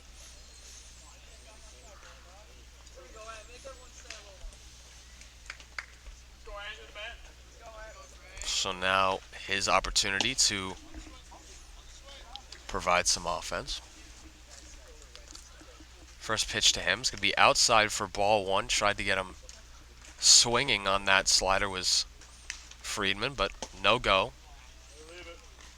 from Evangelista. Same thing on that second pitch. That was a little bit too low for number 15, so he lets that one go through. So he's ahead of this count 2-0. Third pitch outside for ball 3. Nice plate vision here to bring the count to 3-0, not giving any gifts out to the pitcher. And he's going to take that. On his way to first base, which a 4-pitch walk. The catcher's just going to walk over to his pitcher, make sure that he's set. Make sure that he knows, just to calm it down. Just got to get 2 more outs now.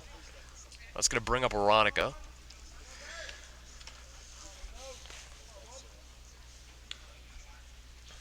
So now runners on first and second for the Royals. And the first pitch to Joey is going to be outside. Seem to have a little bit of control issues from the Shore and Wayne River side, as that one's also going to be outside. So Joey's going to be up 2-0 in this plate appearance. Next pitch outside again for the third ball. Now he's up 3-0. So this is 7 straight balls from the pitcher from Shoreham. Definitely don't want to see a swing here from Aronica. Just give him the strike if it comes, and there it goes. You might not even see him take a hack at this one unless it's perfect, because haven't really seen much control out of him there. And that one inside, he's going to take his walk. So base is loaded for Luke Filippi, and this is the offense I was talking about. You know, work some counts, get some momentum here for when we move on to the next games. And once again, with runner in scoring position, who other on this Port Jefferson Royals team would you have rather than Luke Filippi? First pitch to him clips the inside corner for strike number 1. Next pitch over to him. Let's make the count 1-1.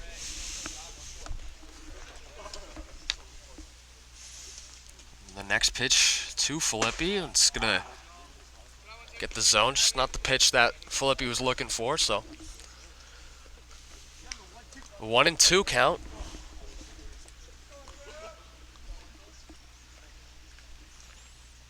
Catcher sets up outside and tried to get him to fish at that low outside pitch, but Filippi stays strong. Count's going to be 2-2 now. Scoreboard on the Royals field here, just a little bit off, says 3-0. Definitely not that. Filippi's just going to fight that one off. He's tried to get him with the off speed. So Filippi fights that one off, stays alive. Keep the count at 2-2.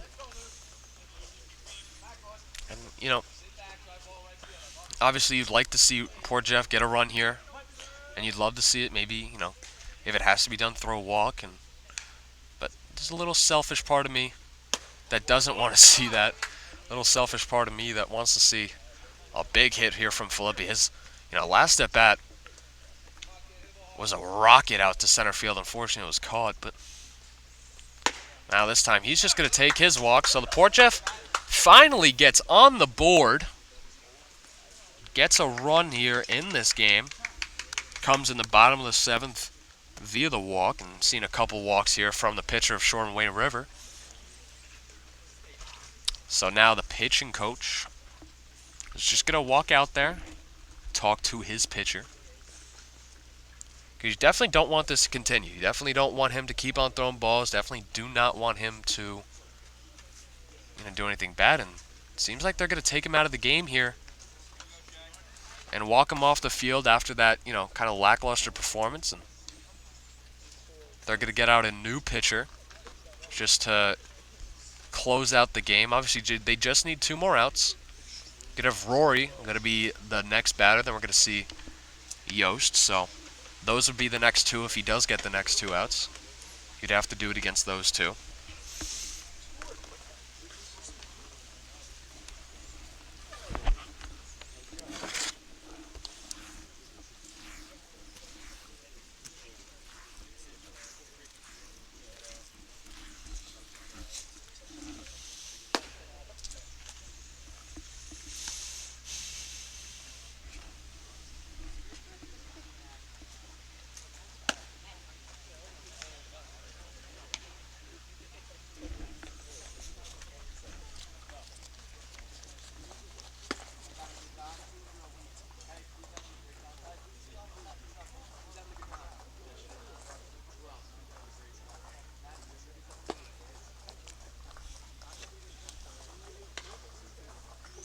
And I believe they're going to have number 11, Basenet, to pitch.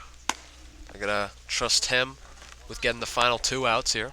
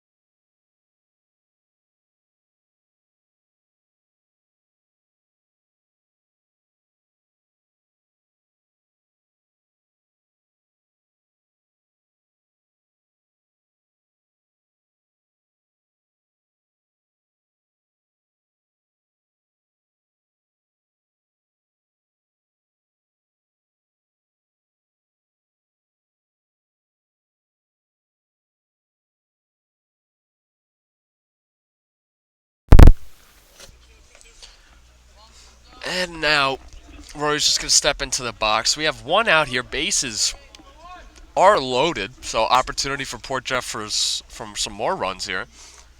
10-1's the score. Bottom of the 7th here. One out. First pitch to Rory's going to see upstairs, so not a good start from this new pitcher. I believe his name is Basenet. Number 11 for the Wildcats. Second pitch now to be low. It's going to bounce that one in there, so now it's going to be a 2-0 count. And I know, I mean, hopefully this does happen, but imagine the scenes if the Royals end up coming back into this game here. Hey, man, nothing is out of the realm of possibility in this world. That's something I've learned. So although I would love to see it, I also love that we don't have a lot of rain right now. See, it's coming in and out today. We are in a spot where it's not happening, and Rory's going to work himself on first base, so the Royals are able to put across another run here in the bottom of the 7th to bring the lead down from 9 runs to 8 runs, and the score stands at 10-2 with Tommy Yost at the plate. First pitch into Yost. He's going to see that one in for a strike. Just wasn't the pitch he was looking for. So now the second pitch, Tommy's going to foul that one off. And if you're Tommy, that's probably one that you want back. It's a very nice pitch to hit, but he just fouls it off. So now the count's going to be 0-2 to him. Now the 0-2 pitch is going to be upstairs for ball number 1.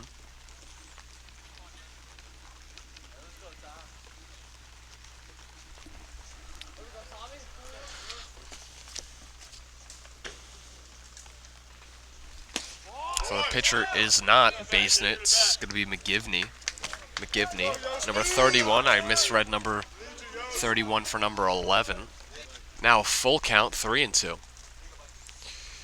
As we head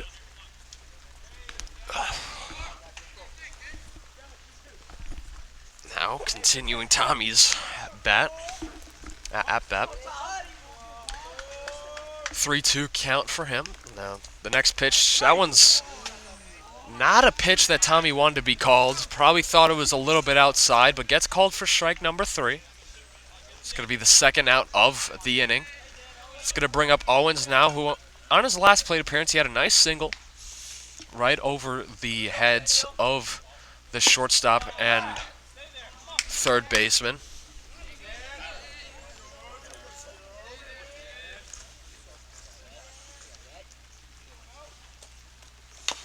Oh, Owens going for that swing again, trying to get another single, but fouls it off and then falls 0-2 in this count.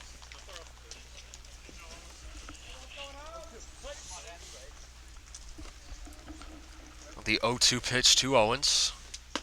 He's going to drop that off-speed pitch in the zone to do it for the game as he strikes out. So the Royals do strand the bases loaded, but they do end up pushing across 2 more runs to end the game in the bottom of the 7th there. And when you look at this game, like I said, it's probably the score you intended to see. A big win out of Shoreham. But it's not the game that you intended to see. And what I mean by that, it was a 1-0 game going into the top of the 6th. So 2 innings left. It was only a 1-0 game. Port Jeff looked strong, but then in that 6th inning with 2 outs, I mean, obviously Marchese did hit the home run, so that'll be just a normal 2-0, game right there. But Marchese hits the home run to get it to 2-0. Then they get 2 outs in the inning, and then a couple, misfortunate things happen, and then they get a string of singles, and then all of a sudden the score bolsters up to 7-0, then to 9-0, and then now it's 10-0 at the end of 10-0 at the bottom of the 7th, and then the game ended. The score of 10-2.